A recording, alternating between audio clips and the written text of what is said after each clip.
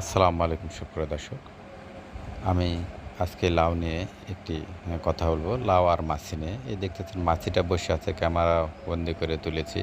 এই মাছিটা অত্যন্ত একটা ক্ষতিকর মাছি। এই মাছিটা কিন্তু আমাদের কোনো পরাগায়নও করে না এবং কোনো উপকারও আসে না। এই মাছিটা শুধু উল বসায়। উল বসানোর পরে আমাদের এই মাছিটা খুব ফলের ক্ষতি করে। যেমন যেকোনো ফল ধরুন অ্যা আমাদের এই আর এরা এই যে দেখেন এই ফলগুলো যেগুলো মারছে সেগুলো কালো হয়ে গেছে এবং সেগুলো কিন্তু কেমন জানি একটা দাগ আসছে, দেখতে পাচ্ছেন।